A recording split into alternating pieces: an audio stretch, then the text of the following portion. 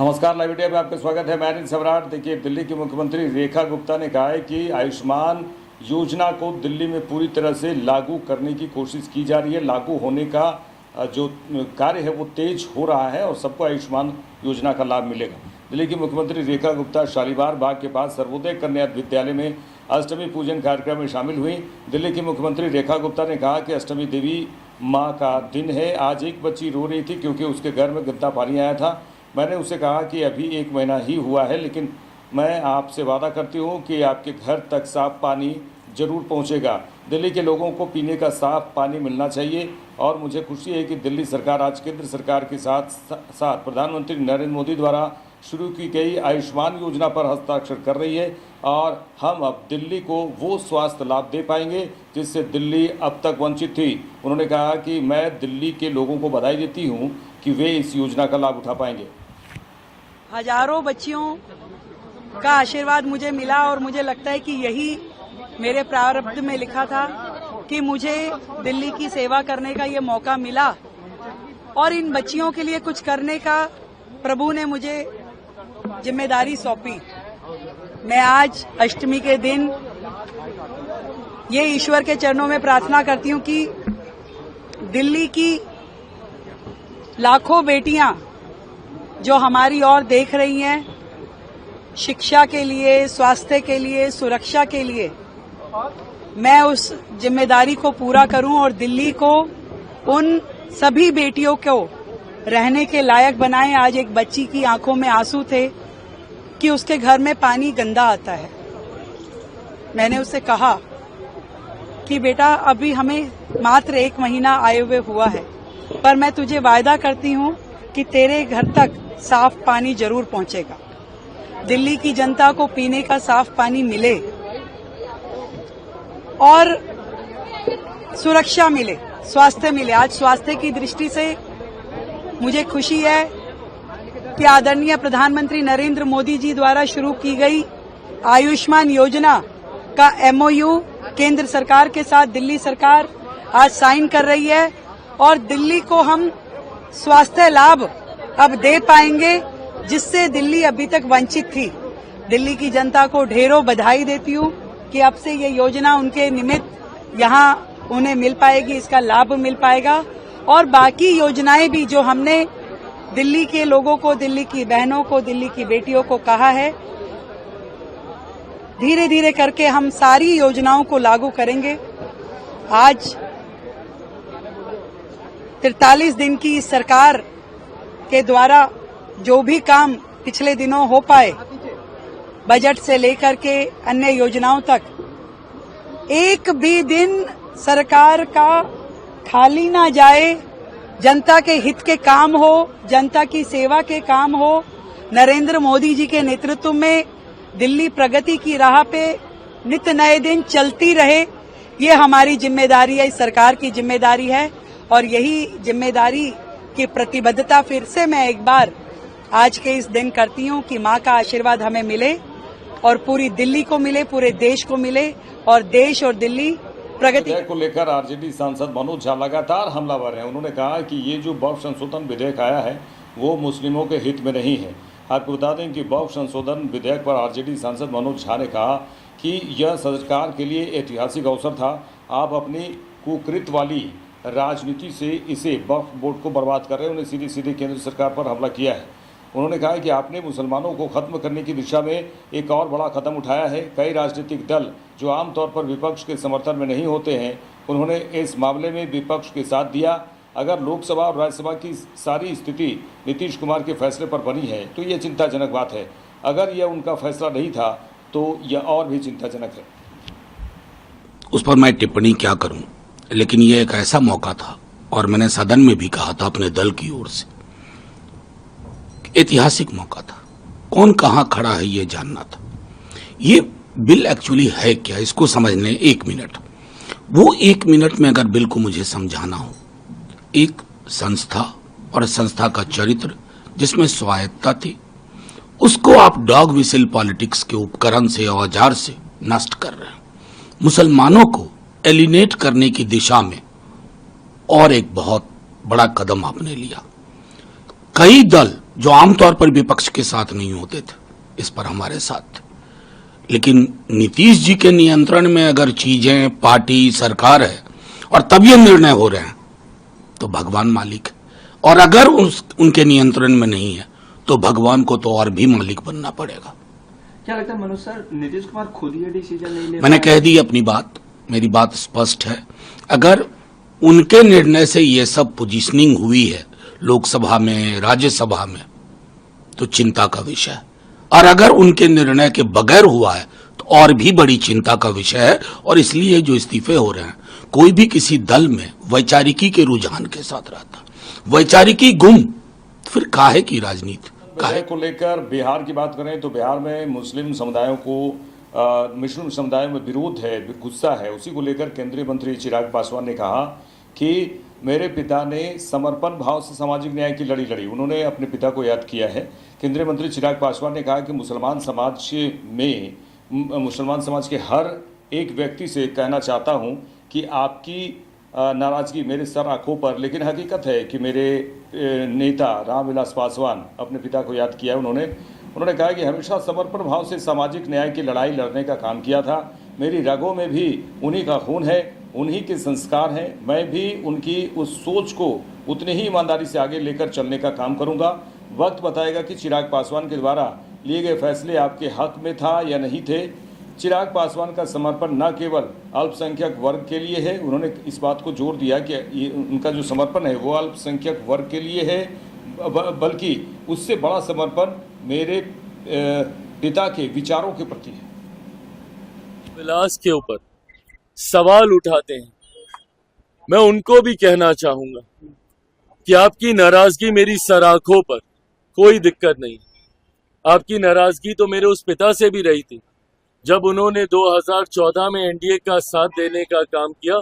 उस वक्त भी आप उनसे नाराज हुए थे, बिना इस बात को याद किए कि कैसे 2005 में उन्होंने अपनी पार्टी को समाप्त कर दिया, बिहार में मुस्लिम मुख्यमंत्री बने, इस बात की दावेदारी पेश करते हुए। तो आपकी नाराजगी मेरी सर आंखों पर, और मैं मुसलमान समाज के हर एक व्यक्ति से मैं कहना चाहूंगा कि आपकी नाराजगी मेरे सर आंखों पर हकीकत है कि मेरे नेता ने भी हमेशा समर्पण भाव से सामाजिक न्याय की लड़ाई लड़ने का काम किया था। मेरी रगों में भी उन्हीं का खून है, उन्हीं के संस्कार हैं। मैं भी उनकी उस सोच को उतनी ही ईमानदारी से आगे लेकर चलने का काम करूंगा। वक्त बताएगा कि चिराग पासवान के द्वारा लिए गए फैसले आपके हक में थे या नहीं थे, पर तब तक अगर आप मुझसे अपनी नाराजगी भी अगर आप रखेंगे तो बस इतना याद जरूर रखिएगा कि चिराग पासवान का समर्पण न सिर्फ उस समाज के प्रति है, अल्पसंख्यक वर्ग के प्रति है, मुसलमानों के प्रति है, बल्कि उससे बड़ा समर्पण मेरे नेता, मेरे पिता आदरणीय रामविलास पासवान जी के विचारों के प्रति है। मेरा कमिटमेंट उनकी आइडियोलॉजी के साथ है, और उनकी आइडियोलॉजी सामाजिक न्याय की रही है, और इसके साथ चिराग पासवान ने ना कभी समझौता किया था, ना कभी भविष्य में समझौता करेगा। चिराग पासवान के द्वारा लिया गया हर फैसला, मेरी पार्टी के द्वारा लिया गया हर फैसला मेरे पिता के विचारों को मजबूत करने की सोच को प्राथमिकता देने की दिशा में लिया जाएगा। समाज में सामाजिक न्याय को बढ़ाने की दृष्टि के साथ लिया जाएगा, समाज में सद्भावना को बढ़ाने की सोच के साथ लिया जाएगा, और सबको, समाज के हर वर्ग को बराबरी का मौका मिले, अवसर मिले, इस सोच के साथ लिया जाएगा। हो सकता है जैसे इसके पूर्व में भी हुआ, आज शायद लोगों को इस पर यकीन ना हो, पर आने वाला समय बताएगा कि इस फैसले को लेने से पहले हर बिंदु पर विचार किया गया। हम लोगों की भी चिंता थी जब ये विधेयक सामने आया, जेपीसी की मांग हम लोग के द्वारा की गई थी। हम लोग चाहते थे कि इस पे एक विस्तृत चर्चा हो। पार्टी की तरफ से हमारे सांसद अरुण भारती जी ने जेपीसी में अपने पक्ष को रखने का काम किया। हर बिंदु पर हम लोगों ने विस्तार से चर्चा की, जहां पे हम लोग की शंकाएं थी, जहां पे हम लोग को इसको लेकर चिंताएं थी, शंकाएं थी, उसको भी हम लोगों ने वहां पे रखने का काम किया।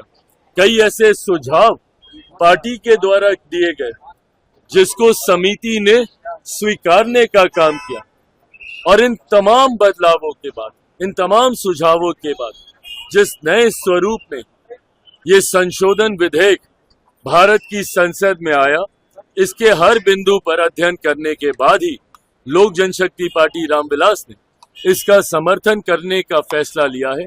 मैं मानता हूं कि आने वाले समय में गरीब मुसलमानों के हित में ये विधेयक रहेगा और समय इसको साबित भी करेगा।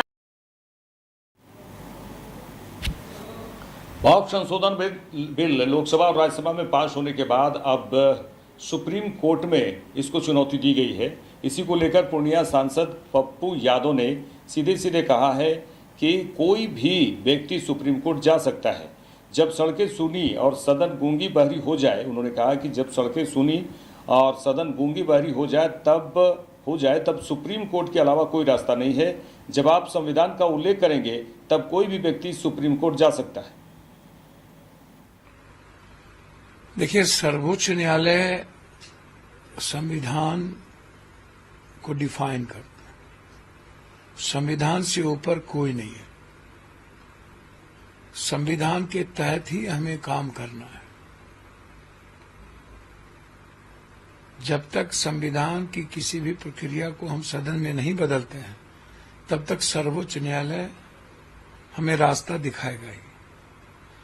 और जब सड़क भी सूनी और सदन भी गूंगी हो जाए, बहरी हो जाए, तो सर्वोच्च न्यायालय के अलावा कोई रास्ता नहीं है। ये आप समझिए।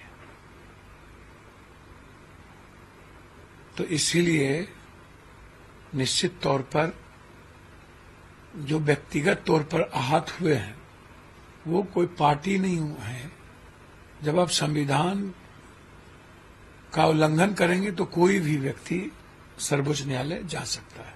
जी सर, जेडीयू ने भी सपोर्ट किया था इस बिल को पार्लियामेंट में, जिसके बाद उनके कुछ लीडर्स पार्टी छोड़कर गए हैं। ललन सिंह हैं, उनके एमपी हैं, केंद्रीय मंत्री हैं, वो कह रहे हैं कि जो पार्टी छोड़कर गए हैं वो एमआईएम के टिकट पे चुनाव लड़े और वो उनको 500 वोट भी नहीं आया, तो ऐसे लोगों को जाने से कोई मतलब नहीं। देखिए ना, एक बात बताइए, जो लोग ऐसी बात करते हैं 500, 1000, 2000 वोट की, अब यदि वो जदयू छोड़ दे, गठबंधन छोड़ दे, तो किनको कितना वोट आएगा ये सब देख ले। कभी इंडिपेंडेंट जीते हैं। अनुकंपा पर जीतने वाले लोग दूसरों को क्या आईना दिखाते हैं। सवाल वोट का नहीं है, सवाल आइडेंटिटी का है। आप इसको समझिए, क्रेडिबिलिटी का है। ऐसे समय में आज बड़ी गुस्सा है लोगों के भीतर। नीतीश कुमार जी के पीठ में खंजर इन लोगों ने भोंक दिया। नीतीश कुमार जी के पूरे जीवन की किए हुए कमाई को इन लोगों ने समाप्त कर दी। ये लोग दूध मिश्री की तरह बीजेपी से मिले हुए हैं। ये लोग नीतीश कुमार जी का इस्तेमाल किए हैं। नीतीश कुमार जी से मंत्री, एमपी, एमएलए सब लोग बने हैं, लेकिन नीतीश कुमार की आइडियोलॉजी के साथ खड़े नहीं रह पाए। आज नीतीश कुमार जी को सबसे ज्यादा घाटा हो। ललन सिंह तो ये भी जेडीयू के इस फैसले पे सवाल उठा रहे हैं। उनको 2010 में लालू जी का भाषण सुनना चाहिए। वो कह रहे हैं कि अब देखिए ना, नीतीश जी का भी स्पीच सुन लेना चाहिए ललन बाबू को, जिन्होंने कहा था कि भारतीय राष्ट्रवाद, हिंदू राष्ट्रवाद नहीं, भारतीय राष्ट्रवाद चलेगा। और उन्होंने कहा था कि धर्म के सवाल पर, संविधान के सवाल पर कोई कंप्रोमाइज नहीं होगा। तो पहले नीतीश बाबू का स्पीच सुने ना। लालू यादव जी के स्पीच सुनने के लिए काहे का परेशान है। लालू यादव तो हमेशा जब भी कोई परिस्थिति ऐसी आई है खड़े रहे हैं। पहले आप अपने नीतीश जी के भाषण को सुन लीजिए, तब आप व्याख्या कीजिए। सर,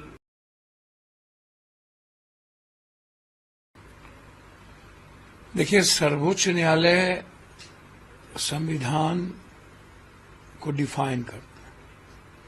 संविधान से ऊपर कोई नहीं है। संविधान के तहत ही हमें काम करना है। जब तक संविधान की किसी भी प्रक्रिया को हम सदन में नहीं बदलते हैं, तब तक सर्वोच्च न्यायालय हमें रास्ता दिखाएगा ही। और जब सड़क भी सूनी और सदन भी गूंगी हो जाए, बहरी हो जाए, तो सर्वोच्च न्यायालय के अलावा कोई रास्ता नहीं है, ये आप समझिए।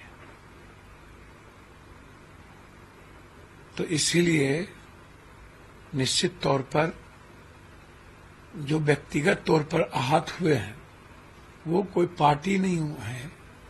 जब आप संविधान का उल्लंघन करेंगे तो कोई भी व्यक्ति सर्वोच्च न्यायालय जा सकता है। जी सर, जेडीयू ने भी सपोर्ट किया था इस बिल को पार्लियामेंट में, जिसके बाद उनके कुछ लीडर्स पार्टी छोड़कर गए हैं। हेलन सिंह हैं, उनके एमपी हैं, केंद्रीय मंत्री हैं, वो कह रहे हैं कि जो पार्टी छोड़कर गए हैं वो एमआईएम के टिकट पे चुनाव लड़े और वो उनको 500 वोट भी नहीं आया, तो ऐसे लोगों को जाने से कोई मतलब नहीं। देखिए ना, एक बात बताइए, जो लोग ऐसी बात करते हैं 500, 1000, 2000 वोट की, अब यदि वो जदयू छोड़ दे, गठबंधन छोड़ दे, तो किनको कितना वोट आएगा ये सब देख ले। कभी इंडिपेंडेंट जीते हैं, अनुकंपा पर जीतने वाले लोग दूसरों को क्या आईना दिखाते हैं। सवाल वोट का नहीं है, सवाल आइडेंटिटी का है। इस बुलेटिन में इतना ही। देश दुनिया की तमाम खबरों के लिए देखते रहिए लाइव इंडिया। नमस्कार।